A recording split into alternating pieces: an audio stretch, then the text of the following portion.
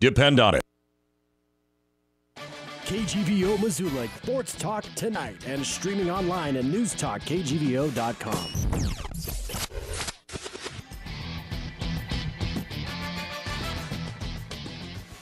Life goes on. Denny and so does Sports Talk Tonight in the Garden City of Missoula on the 29th of November, 2017. The way you set that up, you made it sound like we are a life lesson. You know, like yeah, what not to do for the next hour. Yeah, there you go. Give me an hour, we'll tell you what not to do. If you need absolutely no brain matter for the next hour, you should listen to Sports Talk Tonight. But except from our very special guest, Mr. Mike Lowry, who is Lowry, Mike Lowry, who is coming up on here in about 10, 15 minutes. Yep. And he will be with us live from the KGVO studios. Like I said, this is Sports Talk Tonight. We are streaming worldwide on Newstalk.KGVO.com, on the AM dial 1290, over on the FM side 98.3. Follow us on Twitter at Sports Talk Back. Podcast online at Newstalk.KGVO.com. Our phone number, as always, 406-721-1290. Denny, how's your week been, man? Well, probably a little bit like yours in one regard, because we are on the radio and because we are on the flagship station of Grizzly Athletics. We know everything, and so we never get tired of people walking up to us and say, "Did Bobby get the job? Did Bobby get the job? Did Bobby get the job? Did Bobby get the job? Did Bobby get the job?" Does Bobby want the job? What do you say? I said, well, I think it's his if he, totally wants it. But I see Jennifer was reading me some of the endorsements, the trip Mariani Reynolds Express on his campaign trail, and kind of hard to argue with some of the stuff they had to say about him. Well, I know for one who doesn't want Bobby in town, and that would be the Missoulian. Yeah, the Pulitzer Prize winning newspaper of our city. They got off to a good start with a new relationship with a guy that hasn't officially gotten the job yet. But, I mean, let's slander and bash and sure. I don't know if slander is the right word, but let's just point out all the warts and let's take it from the negative side. So, but that's journalism. That's okay. That's how it goes sometimes. Yeah, there should I would think that there would be an announcement before the end of the week, but one never knows. Right. And I like to think I know what I'm talking about, but as my wife tells me all the time, I really don't. so we shall see. But well, I guess the elephant in the room is that whole early signing situation. I want to say December 20th, and it seems like such a huge deal. The sense of urgency is there because you're going to make this change on November 19th or November 20th, whenever you made it. So a month out from, I don't want to say coddle the recruits, but if you've got some new coaching personnel, particularly at the top, coming in, those kids need a howdy do. Well, from somebody. Denny, you're exactly right. And the one thing that your current players on your team, your staff that might be looking to hold over from the prior staff to the recruits you have coming, nobody likes to be in limbo. No. Oh, no. They want to know where they stand, and if they don't stand anymore, they want to be able to go out and go do what they got to do. Yeah. So would you not be shocked, though, if somebody like, say, Bobby Hauck did return to the University of Montana as head coach, and given all that loyalty and all those relationships, I'd be pretty shocked if all of those assistant coaches that are on board, at least the former Grizz guys, are not offered at the very least the position they're at now. I would be shocked. We were talking about Justin Green, Chad Germer, Mike Ferreter, right, Andrew Sell, and Shan Schillinger. Yeah, pretty good cast of characters there. And the only way I would see them if Bobby offers them a job and them not staying is if maybe he wants to have them coach a different position. Maybe something that they're not. Because you know what? All these coaches, they have guys that they've met throughout there. If you remember when Joe Glenn got here, he brought a guy named Ron Richards. You remember Ron Richards? Yeah, sure. He was our offensive coordinator for about 2 games. I thought it was a little longer than that. And everybody went, who the heck is this guy and where did he come from? Well, he was a guy that Joe had coached with a long time ago.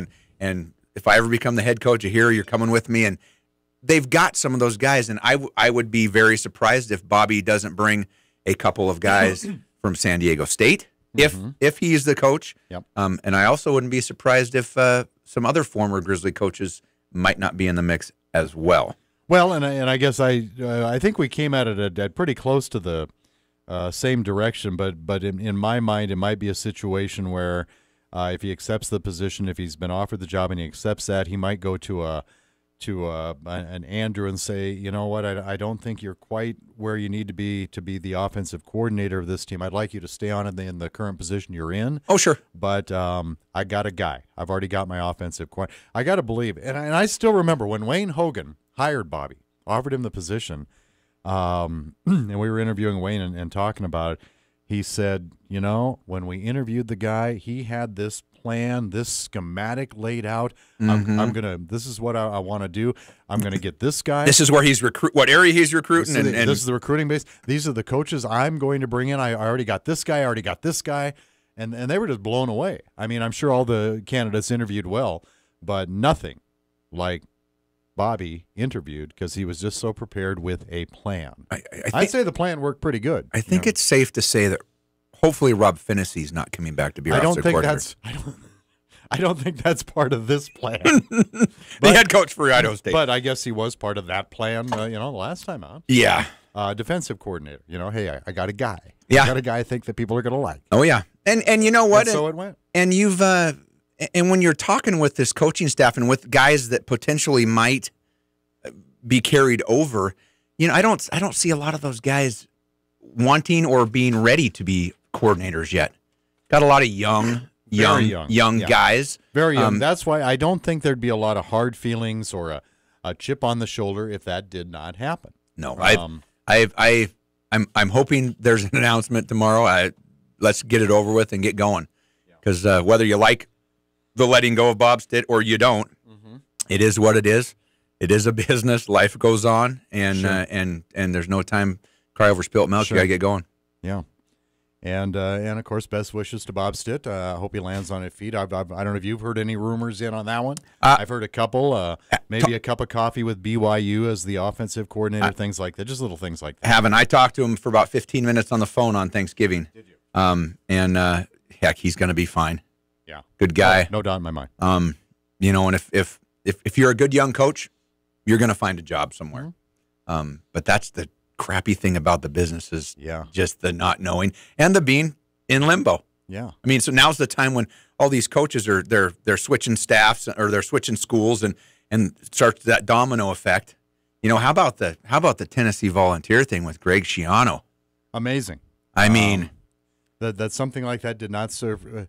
How did that not surface earlier in the process? Just because that was a very a late inning hire, if you will. There's another pretty high profile coach. It's an assistant somewhere. Then Schiano and him were both at Penn State, and I can't remember who the other one was.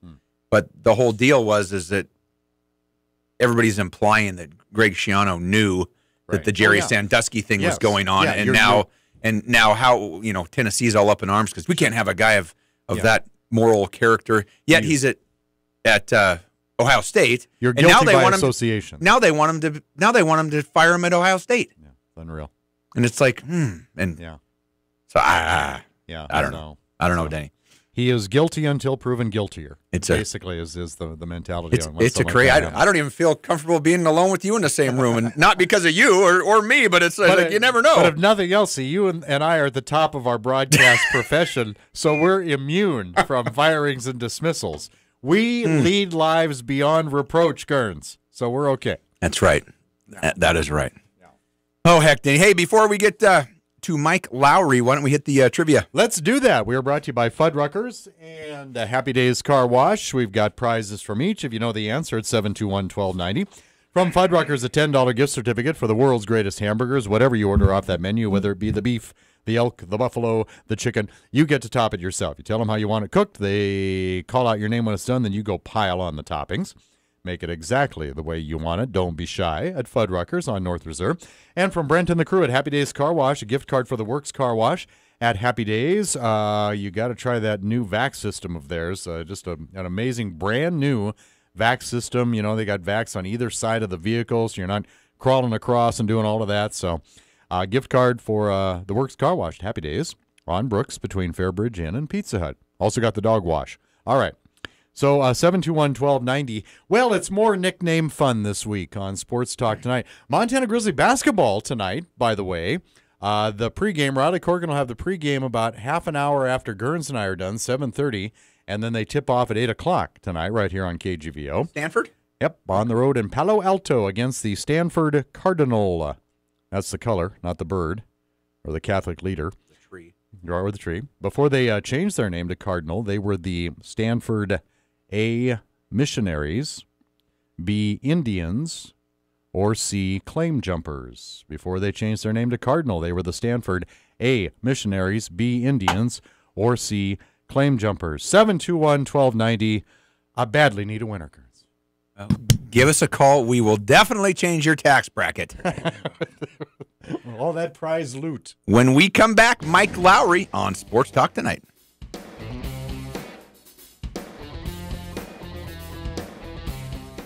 Winter advisories, storm watches, and warnings. One thing's for sure. Now back to Missoula's Sports Talk Tonight on KGVO. Missoula Sports. Every second of every day. We are back. Sports Talk Tonight with Gerns and Medard, brought to you in part by the Ranch Club. Golf, dining, entertainment, events, and the incredible pool. Visit them online at ranchclub.com, located just off Mullen Road. And by Grizzly Liquor, located downtown next to the Iron Horse. Big Sky, big selection, and online at grizzlyliquor.com. And by the Orange Street Food Farm, a locally owned and operated grocery store featuring the freshest fruits and vegetables, fresh meats, and a great beer and wine selection. Denny. Yes, sir. Tom Rich. Tom Rich from Clinton, Montana is our contestant. How are you tonight, Tom? Doing just fine, thanks. Are you also tired of everybody asking, is Bobby going to get the job? Or? Well, actually, I couldn't remember where he was working, so I just looked it up on the internet. I guess he's down in San Dingo. He's the special teams coach down there. So, Montana Grizzly basketball tonight, guys in Palo Alto for another Power 5 conference road game, taking on the Stanford Cardinal, the color, not the bird or the Catholic leader. Before they changed their name to Cardinal, they were the Stanford A Missionaries, B Indians, or C Claim Jumpers. What do you think, Tom Rich? Well, there's no thinking. It's a positive knowledge. Indians. I adopted that nickname in the 1930s. Then in the early 70s, Native American students found some of the logos and images they used pretty offensive, so they started a movement and got the nickname dropped. That was successful, and from 1972 to 1981, they were actually the Cardinals, plural, and that got shortened, so they've been the Stanford Cardinal since then. But, yeah, B Indians, the answer we're looking for. Good job, Tom. We'll get your prizes mailed out to you, all right? All right. Thank you much. Thank you. Tom Rich, our latest winner on Sports Talk Tonight Trivia. Gerns, before we introduce our guest, he's been running some ads with us, too, for the benefit of folks who have now heard one of those. We'll go ahead and give Mike a freebie, if that's okay with you. Hey, let's do it. Here we go. When I was growing up in Missoula in the early 1980s, and when my dad coached football for the Grizz, I was told I was too short, skinny, and weak to ever play football. Did I listen? Heck no. I went on to become All-State and then played college football. My name is Mike Lowry, and years later, when I wanted to write my first book, those same people told me, "You can't write a book. Who do you think you are?" Not only did I write one book, but I wrote over 30, the best of which are now available on my new website, ilikemikebooks.com. Are you a Grizz football fan? Then check out my new 5-volume instructional football course. Want a great book for family? Wrote one about that. Want to lose weight and lead a healthy lifestyle? Got one for that too. Don't let anyone tell you you can't go to my website. Go to my website now, ilikemikebooks.com. That's ilikemikebooks.com. And when you purchase one of my books, you'll see why people say, "Hey, I like Mike." ilikemikebooks.com. You know, he'll probably have to update that. When people told him he would never be good enough to be on Sports Talk Tonight, or never be foolish enough to be on Sports Talk. Look what happens. Look what happened. I tell you Living the dream. After listening to that read there, I think you know what? Can you just pre-read all the ones that I have, and we'll just call it good. Yep. Mike Lowry. Mike Lowry, everybody. All right. Hey, welcome, Mike. Thanks, guys. Appreciate it. Yeah, sorry about the last minute notice. It was nice of you to be accommodating to us. We really appreciate problem. that. Good to be here. Yeah. The Missoula native. Right. High school? Didn't go to high school here. Went 5th through 8th grades. Okay. Yep. And, the whole first opening conversation you guys were having really strikes home. My dad coached here in the late 70s. We were just talking about it before we came on air. And my dad, Bob Lowry, was originally hired by Gene Carlson, and the AD at the time was Harley Lewis. So this time in 1979, we were going through this transition where, unfortunately, Coach Carlson's staff was let go after the 79 season. They went 3-7, and to preserve some continuity with the recruiting in the state of Montana, they held my dad over, and they had no idea who the coach was going to be. So they put him on the hiring and the interview committee, and so we were sitting here in the fall. Really, I was in the 5th grade. We didn't know what we were going to do. Dad really didn't know if he had a permanent job because he had to make sure that he might have some chemistry with the new coach. But eventually, they chose Larry Donovan, and then Dad stayed on that staff for another 3 years. So it just, again, really hits home because I remember vividly what he was going through, and just wasn't sure. We had just moved here in the spring of '79 after being hired by Coach Carlson. So very interesting. Really, again, just brings back some memories. Yep. What did your dad coach? What position group was it? He originally came as a defensive coach, and another little side note there. My dad and Coach Carlson had went head-to-head in the high school ranks in the late 60s and early 70s. Gene Carlson was the head coach at Great Falls High in the late 60s, early 70s, and my dad was, the head coach at Great Falls Central, which, believe it or not, was a AA school at that time. So they coached, they went head-to-head for many years in the late 60s, early 70s, and then Coach Carlson, I believe, was the last guy who went directly from the high school ranks to become the Grizz head football coach. Of course, the standards were a little bit escalated in the past 30 years. But so Coach Carlson became the head coach here in the mid-'70s, and then meanwhile, my dad had moved on to Glendive and won back-to-back state titles in 77, 78 at the Class A level. And so they needed a defensive coach, and Dad had just multiple shutouts those 2 years. So having known my dad and coached against him, Carlson called him up, and off we came to Missoula from Glendive all the way across the state. And that again was spring of '79. So that's the tie of how Gene Carlson knew my dad and how we ended up in Missoula. Yeah. Wow. Yep. Well, then the point you just made, all this conversation about what's going on now, that does kind of ring close to home, doesn't it? Right, and you mentioned the early signing date of December 20th. So if you're sitting here with no one in place, and obviously it's a different story with the guys you named off here, but back then they let the whole staff go, and that was a good staff. Gary Eckergren was on that staff. He eventually became the head coach of Missoula Big Sky. Actually, he was the head coach at Kelso. Right. In Washington. Right. And then he came here, I think in the 90s or late 80s, early 90s. And then Pokey Allen was on that staff. So went on to have a lot of success. And the other thing, too, that I think a lot of Missoula people are aware of, maybe some of the younger people aren't aware of, but Coach Donovan's staff had a lot of great young coaches. They were very inexperienced. But some familiar names, obviously, are Joe Glenn was on that staff, was in his early 20s. Mike Van Diest, young defensive coach. Joe Yeager, who still works here in town. Ken Flagel, who I believe went on to become a defensive coordinator in the NFL. And Lynn Rosenbaugh was on that staff. And for people in Missoula, you might remember Lynn had a son named Tim, and Tim was an outstanding quarterback and went on to have a lot of success at Washington State, played a few years in the NFL. And Tim was here, competed at Hellgate his freshman and sophomore years, and was with a really good group of kids who went on to win that '85 state title at Hellgate. Some Missoula names. Robbie Laird was on that team, and Jim Huguett and Philip Olson and Mike Ridgway. Warren Iola was an East Missoula kid.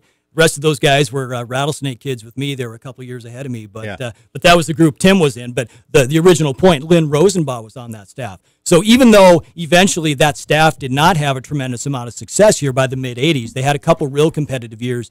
In '81, they were 7-3, and in '82, they won the Big Sky title or tied for it.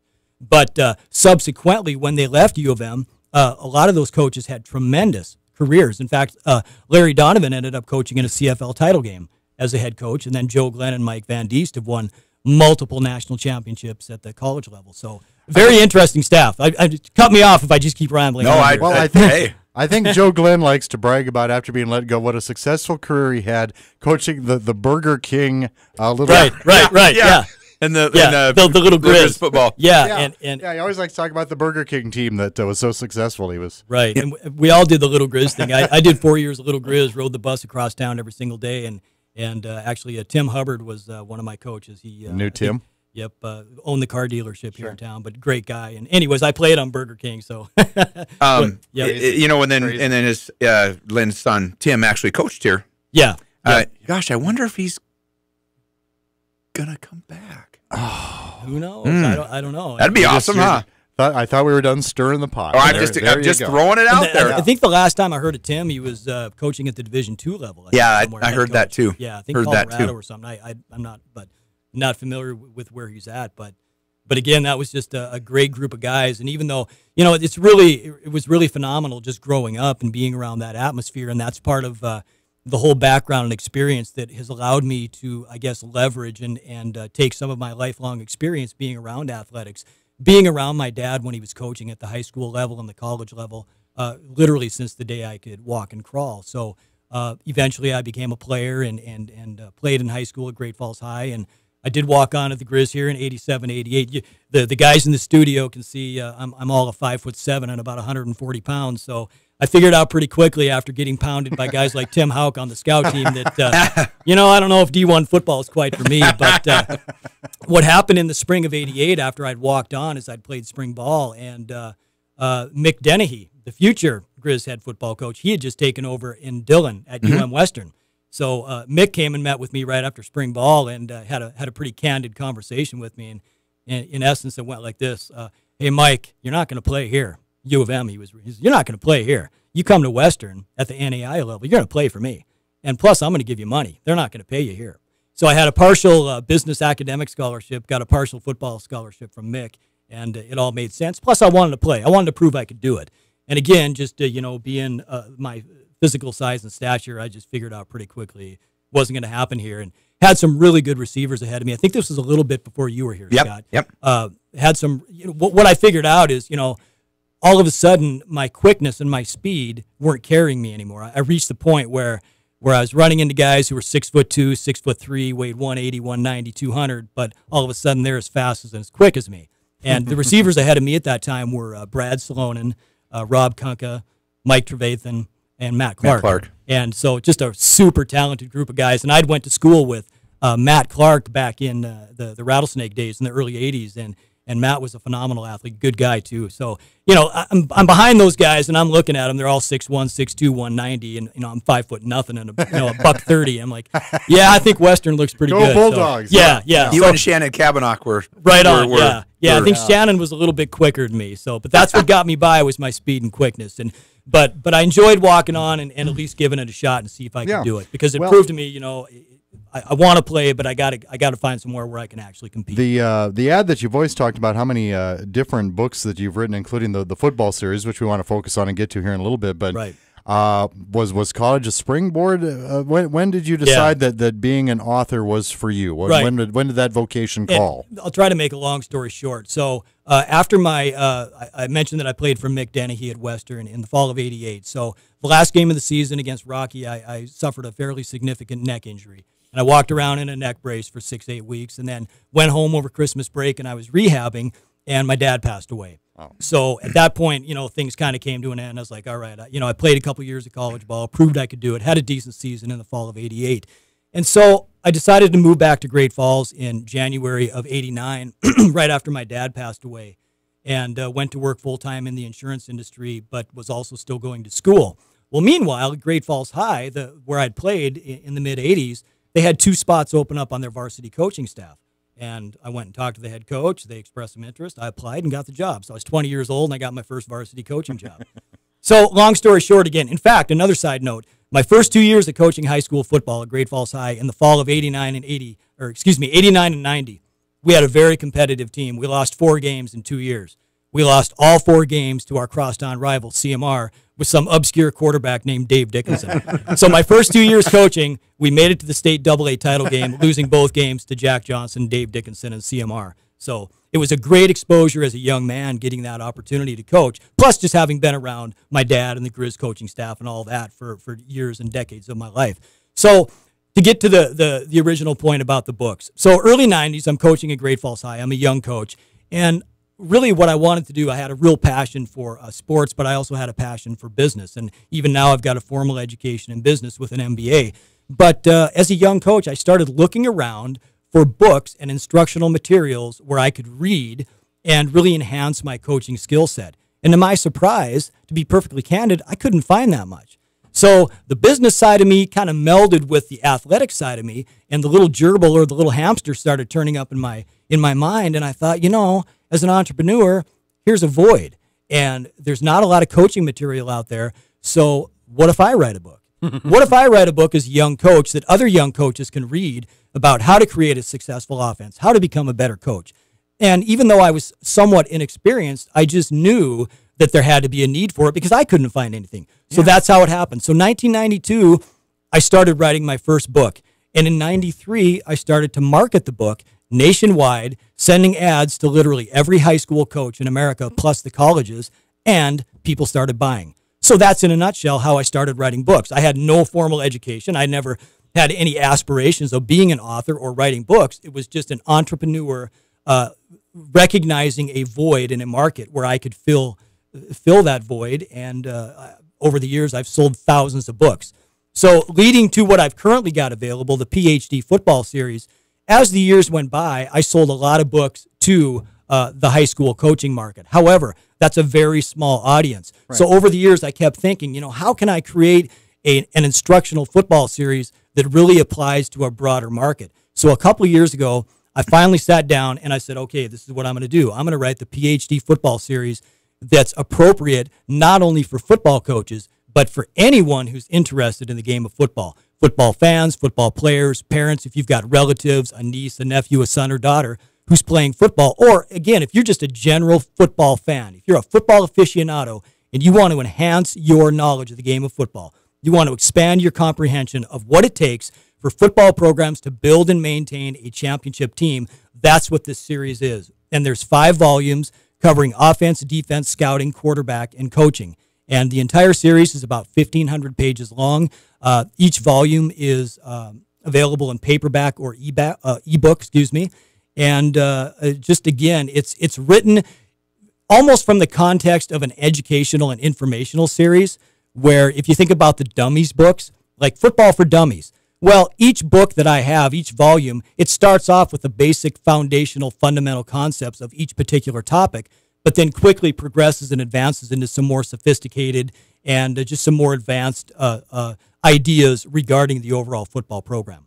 Wow. But even when you started pursuing that was only 25 years ago, 1992, you started looking at that. And, and I guess my perception would be even just 25 years ago that a series of books like that, as far as being around, as if you stacked them one on top of each other, you could get to the moon and back. And yet you say availability was a little bit thin, which surprises me. But something that you offered in yours still, there had to have been something in yours that jumped out a little bit, and people. You mentioned the football coaching profession, kind of a small niche, but still there had to have been something in there that you did that got their attention and got people talking about it a little bit. And you're right. And a couple things that I did do. Number one, I had to fight through the branding because, to be honest with you, I'm selling a book. I mean, who the heck is Mike Lowry?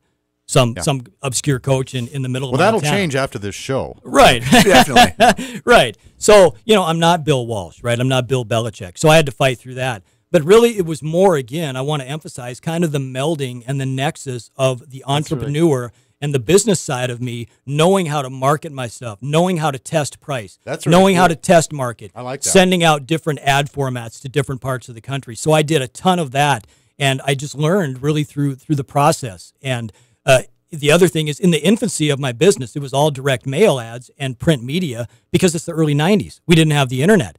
Well, in 1995, when the internet was really starting to proliferate, I decided I need a website. So I was one of the first guys out there that had all of my books available on a website with a merchant account so people could order with a credit card. And I got that done by having one of my younger brother John had a friend in high school who was one of these like Mark Zuckerberg's prodigies. He was one of these computer geeks, a sophomore in high school. I said, come on over, I'll pay you $50, put up a website for me. Well, he thought $50 was the greatest deal in the world. So I had a website designed for me in the mid-90s for $50. Amazing. And then the other thing that I did is I started to expand into other sports. I collaborated with a lot of friends who knew my dad, who were Hall of Fame coaches here in the state of Montana. So we ended up putting 8 basketball books out. A collaboration of that book is now available on my website as well. I just put that up yesterday. And I also got into some instructional videos and then eventually into the ebooks. And it's great now because I can publish all of my books myself as an independent author right on the Amazon platform. Wow. So there's a lot of things really, I guess to answer your original question, it was more just knowing how to market myself. Okay. A lot of the big time coaches were publishing books. And sure, if you're Bill Walsh back in the 80s with the West You're going to Coast buy it Up- just because the name's on it. Right. And the other thing that I did was I really studied what was going on. What's the trend? The trend today is the zone read offense, right? The spread offense. Well, back in the 80s, it was the West Coast offense with Bill Walsh. So I studied and I studied and I studied, and I was using these principles and these systems myself as a coach. So not only was I using them, but I was studying, going to clinics, listening to these coaches talk about these offenses, and then I would write a book on it. So I came out with a West Coast offense book, Winning with the West Coast Offense, in the early 90s, and it just exploded. The other thing, I collaborated with a couple of good friends of mine, good Hall of Fame high school basketball coaches, when the Bulls were winning all the NBA championships with the triangle offense. Boom. We wrote a book on the triangle offense. Plus, my grandfather, who's one of the most successful high school basketball coaches in the history of Montana, coached at Wolf Point High School for decades and was one of the initial inductees into the Montana Coaches Association. So I just tried to leverage all of that lifetime experience, used my name a little bit, but I really studied the trends, what's going on in the world of sports, and then I tried to exploit that with personal knowledge. And those 2 books just exploded in the 90s and really kind of made a name for myself. Awesome. Well, hey, we are going to take a quick break. When we come back, more with Mike Lowry. I want to get into how the heck do you even write a book? Yeah. Because I love to read them, but I wouldn't know how to write them. Now, his don't have pictures. Well, maybe they do. Oh, boy. As long as they go 1, 2, 3, and okay. More with Mike Lowry, and we come back on Sports Talk Tonight. You can color in the receiver's book. Yeah, get off the air.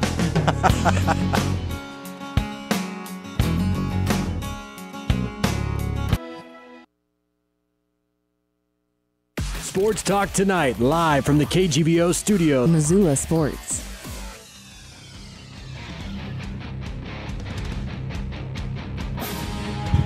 We're back. Sports Talk Tonight brought to you in part by Bell McCall Ford.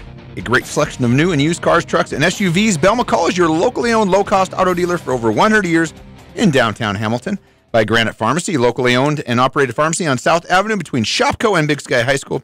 Find them at granitepharmacy.com. Get your flu shot today, and then go to the Peak Health and Wellness with 3 premier facilities in Missoula and dedicated staff to help you achieve and maintain your health and wellness goals. Well, back in studio, we have still with us Mike Lowry, former Montana Grizz, Western Montana down at Dillon player. Author extraordinaire. And, you know, he's written the 5-volume PhD of football, but over 30 books. I want to know, now, you write informational books as opposed to novels. Right, exactly. Nonfiction. Nonfiction. Yep. How do you, when you sit down to write a book, and I don't know if they're different, if sports are different compared to health and wellness or family books, but how do you just break out an outline? Yeah, that's really what I do, especially with more of the, like if you're going to write about a specific offensive system or a specific topic in football. For example, like the scouting book. There are certain steps. You know, this is how we create a scouting report. This is what we do with the tendency analysis. This is how we generate the game plan based upon the scouting report. So yeah, those types of books, which really are just more of the instructional, there's a definitive outline I follow. The other thing is I've written not only on athletics, but I've written books on a diverse array of topics, including health and business, economics, marketing, politics, even wrote one on religion. But in fact, it's ironic because I was just asked this question last week, a gal that I know here in town, and she was asking me the same thing. Well, what do you do? And I said, well, again, I do the outline, but one book I didn't do that is available on my website that I'm really proud of. I just wrote a book on Alzheimer's disease, and I had provided full-time care for my mother, Sharon, for 6 years, and she suffered from Alzheimer's disease. And I finished that book earlier this year. She passed away earlier this year, and I thought about writing a book documenting her battle with Alzheimer's. So that's the one book that I literally made no outline. I just literally sat down and just started writing off the top of my head, following the chronological timeline of what she experienced. Now, it sounds to me like, so you're not writing like a medical book. You're more on the lines of writing a book documenting you and your mother's experiences, but hopefully helping other people, like Absolutely. maybe what to expect or Right. how to make it a better journey, I guess. Right. Really, the book is written from two perspectives. Number one, you're right. So it's a book that provides unique perspective and insight into the initial symptoms, some of which I missed, some of which I was naive and ignorant to the disease, so I didn't understand. I attributed some of her problems with, oh, she's just getting older. Oh, she's forgetting things. She's aging. Well, that's not true. You start to see some of those things with an older individual, and it raises a lot of red flags. So I write a lot about that, but then following that, I just write about really what the disease did to her and did to others, and all of the challenges and the battles that we encountered over a 6-year time frame, and culminating with her death. So I'm very proud of that book. It's not just athletics. I try to write on things that I've experienced firsthand. The other one I have on there that I'm really proud of is I'm a type 1 diabetic, 4th generation, and my dad passed away at age 48, just a few years after coaching here for the Grizz, of diabetic complications. He did go blind from diabetes, and I write about that. 3 years ago, I was legally blind, guys, so I couldn't see. I had diabetic retinopathy. I've went through 30-some-odd surgeries, and I've got a book on my website detailing my battles with diabetic problems and how I changed my diet, lost 40 pounds, took control of my life, and am leading a healthy and vibrant lifestyle now as a man in my 40s. So athletics are very important to me. It primarily is the genre or the subject matter where I've earned the most money and written the most books. And, I say I've written 30 books. Well, a lot of those, they're books, but they're instructional books. You can take a 43 defense, a 52 defense, a 3-4 defense, defensive secondary, the West Coast offense, the zone read offense, the one-back spread offense. Well, there's 8 books, right? So, I've written books, but they're not 800-page novels like Stephen King. It's more nonfiction, instructional. Yeah. But again, check out the website and ilikemikebooks.com, and you'll see I've written a diverse array on different topics. If you had to write one tomorrow, a brand new football how-to or a football style book, what's the hot buttons? Where would you start in 2017? You mentioned the West Coast offense 20-some years ago and certain offensive attacks, but if somebody said, Lowry, I need a new football book, what are you going to write about? Yeah, good question. And, I touched on this subject a couple years ago, and I actually foreshadowed some of the political problems that we were beginning to experience, particularly in the NFL. And I really have a comprehensive chapter discussing the political ramifications of some of the agendas that were being mandated by Roger Goodell. And I guess I'm kind of proud of myself because that's one prognostication I did get correct, where I said, if this type of agenda continues, you're going to turn off a lot of fans. And so to answer your question, I would probably write a specific book on all of the controversy that we've experienced with the national anthem, the kneeling down, and cover both sides of the spectrum as far as the various issues that have really detrimentally affected the game and impacted a lot of football fans. That'd be a good book. I mean, would you have a chapter on Colin Kaepernick? Man of the year. And here's actually something I did, and GQ. You can probably glean which side of the fence I lean on politically, but my PhD football quarterback book, I had originally wrote a section regarding the new athletic quarterbacks that were beginning to proliferate in the NFL. And I had a section on Russell Wilson and Colin Kaepernick, and I re-edited the book and took Colin Kaepernick out because I don't agree with his personal agenda, and he is not in my book anymore. Wow. So, and you have the best athletic quarterback in your book, so looks like I'm going to the Amazon tonight, and buying a book. And when you need a ghostwriter for your biography, when it's time for the Guernsey memoirs. Going to be a short story. Yeah. Dickie, Throw Me the Ball More by Scott Guernsey, ghostwriter. I can see it now. And I felt so bad for Dave Dickinson, head coach of the Calgary Stampeders, and let the Grey Cup title slip away over the weekend. Yeah, I didn't see any of it, but I read some of it. Yeah. Yeah, pretty. Well, gosh darn it, Mike, we're going to have to take another break and let you go because we got to get to our last segment. But got to promote your website, though. Tell us a little bit more about your website. All right. Again, it's the website is ilikemikebooks.com, and it's got a diverse array of books I've written, including the 5-volume instructional football course covering offense, defense, coaching, scouting, and quarterback. And again, other topics include health, family, religion, and again, just check out the site, ilikemikebooks.com, and there's some great holiday gifts there for everyone and anyone. Cool. You know what? I just won a bunch of Amazon gift card money from work. So did you? Oh, yes, I did. Congratulations. Yes, I did. Yeah. So I just won some. I got to go shopping. I got a gift card bonus too from Kyle today, which I already handed off to Jennifer. I don't know what I was thinking. $5 McDonald's? No. Oh. It was. Okay. It's decent. Okay. It's some decent spend. Okay. Yeah. Although that McDonald's thing sounds kind of good. Yeah, it does. So, hey, ilikemikebooks.com. Get on the site. Like you said, Christmas is coming, and everybody needs a good book. Yeah. Awesome. Mike, thanks for coming on. All right. Thanks, guys. Appreciate it. Awesome. All right. Mike Lowry. And we will have some stupid and some steel when we come back on Sports Talk Tonight.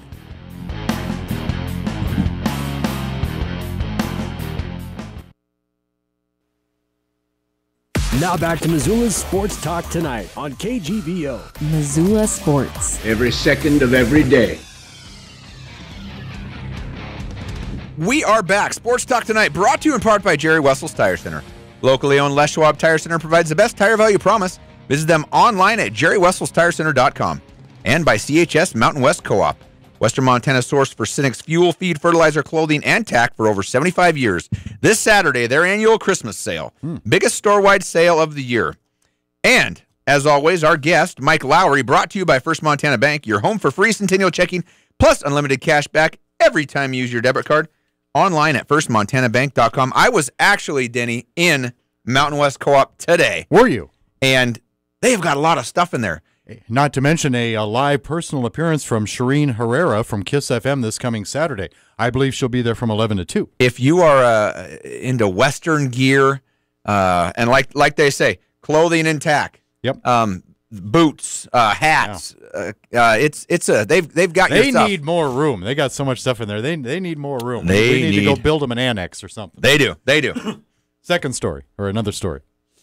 It is time for, and my thanks to Mike Lowry as well, because we concocted this one about 2 o'clock yesterday afternoon to give somebody kind of short notice. But I guess that's what we do, and most people are pretty understanding about it. But we appreciate Mike coming in.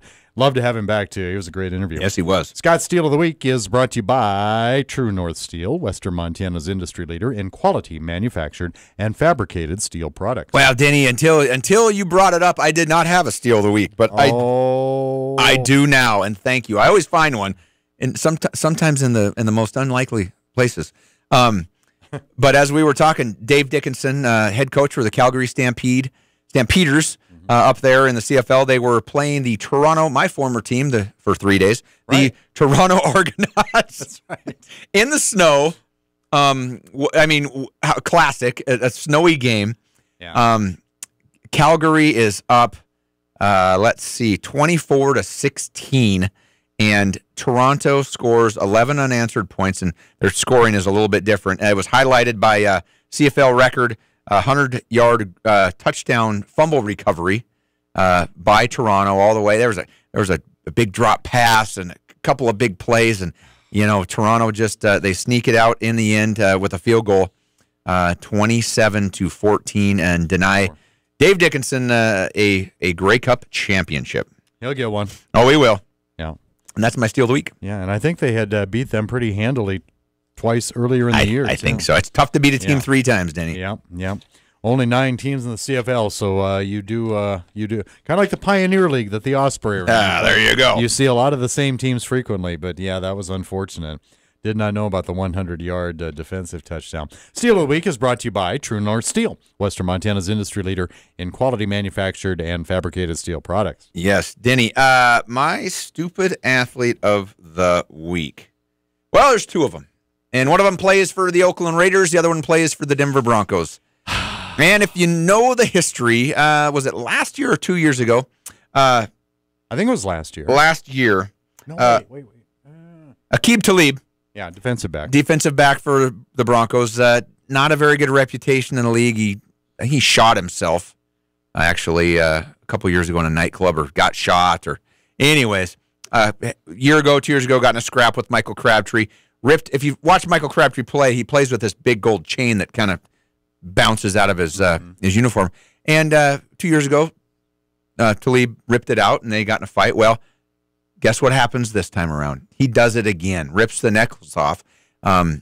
Helmet goes flying. Crabtree's helmet's off. Talib's helmet's on, and they are throwing haymakers at each other. I mean, just being stupid. Teams come together. Just, I don't know. Time and place. It was an ugly brawl. It was ugly. I'm surprised that more suspensions didn't come out of that. Yeah. So the NFL handed down 2-game suspensions to each of them. They appealed it, knocked it down to 1 game apiece. Which, you know what? The NFL is so predictable because that always happens. They never serve their full suspension. So why? I mean, if you want to give them a 2-game suspension, give them 4. Because then it'll get knocked down to 2. Do you think it'll be appealed then? They won't. No, they appealed it. They appealed the 2-game, and they got knocked down to 1. Okay. So that I did not know. Yeah. So that came out today. So they'll sit out this week of whoever they're playing. And So maybe if you have Michael Crabtree on your fantasy league team, I'm not saying I know anybody that does, but maybe you don't drop him. Overreact and drop him. No, and just in case you happen to know somebody. Well, you know what? He probably should be on my team, but he's not. But anyways, my stupid athlete of the week, stupid athletes, Aqib Talib and Michael Crabtree. It was bizarre, and didn't the networks kind of, wasn't it a point of emphasis at least at one time a few years ago where if a major fight like that broke out, it wasn't exactly the focal point of the telecast. Yeah, kind of like a streaker. They kind of, did they not kind of shy away from that for a period of time? Not this past Sunday, boy. You know what? Anymore, Denny, I think maybe years ago, 10 years ago, 5 years ago, I don't know, our society is so car crash oriented. You hate to see it, but you can't take your eyes off it, kind of a deal. Right, and they're struggling with ratings, so they're kind of looking for the keep it on them. Keep it on them. Well, and they did. Yeah. The minute now, who was calling the game? I don't remember who was calling the game right now, but they spotted the ball, and just as they were spotting the ball, that's when the announcer goes, and there's a fight on this, and immediately the cameras are off and running on Talib and Crabtree. Yeah. Yeah, just to get it, call attention to yourself. That's good. That's good. Hey, pass some condolences out there. R.I.P. Tim Brambo, longtime Montana Grizzly fan, and he passed away this past week, or maybe it was late last week, and he'll be watching the Grizzlies from up above. Yep. Hey, didn't know Tim real well, but did. Well, he was. When we used to have the coach's show over at Paradise Falls. Yeah, he was regular. He was there every Tuesday, whatever night we were over there. Yeah, we did it on Tuesday nights. Yeah. He popped into Brooks and Browns. He and his wife popped into Brooks and Browns now and again for the coaches' shows this year. And good dude. Yeah. Dude. Grizz fan. Speaking of coaches, and Bobby Houck, hopefully we'll have some kind of announcement either way, tomorrow, Friday. Former Montana Grizzly coach for 1 year, former offensive coordinator Jonathan Smith, who was the OC over at University of Washington this past year, has just been named the head coach of the Oregon State Beavers. That is his former alma mater. He was a quarterback there, 38 years old, signs a 5-year contract. Good for him. Wow, congratulations to him. That's excellent. And before we get out of here, the two main things that I've heard in regards to why Bobby Houck shouldn't be our next head coach. One is because of the players he brought in the past, and they were ruffians, and they were, this and they were that. And, every team has them. It's a small percentage. 18 to 22-year-old kids can't keep right on everybody. His consequences were pretty severe. I do know that. But the other thing I've heard is, why go backwards? Why go back to before? I read an article in the Butte paper that was talking about that, and I've seen it online, and it's time to move forward. Why go back? There has been a couple of coaches in recent memory that have gone back, that have had great success, and that would be Kansas State's Bill Snyder, coached down there for I want to say 18 years and then retired, and then came back out of retirement after about 5 years and is still coaching them. He's been there for about another 10 years. Worked out great. And the other guy that's close to our hearts is a guy named Don Reed, who was head coach at Portland State and then left and then came back and had success. And that's what catapulted him to the head coach of the Montana Grizzlies. I will say this. I think people are going to. I think Bobby Hauck's main, I don't want to say detriment, but he was a Rick Neuheisel disciple. Mm-hmm. He was very prickly with the media. He was very paranoid, so to speak. And a lot of coaches are. And I think some of that was born of the markets that he coached in when he was young. I mean, you're going to be scrutinized a lot when you coach in the Denver area, the Los Angeles area, and whatnot. Well, geez, and you're going to be scrutinized here at the University of Montana, too. That's true. Boy, I tell you, welcome to town, Bobby. Hey, you're a terrible man. You bring these bad kids in. I think coaches mellow, and they change, and they learn, and they see what works, and they adjust.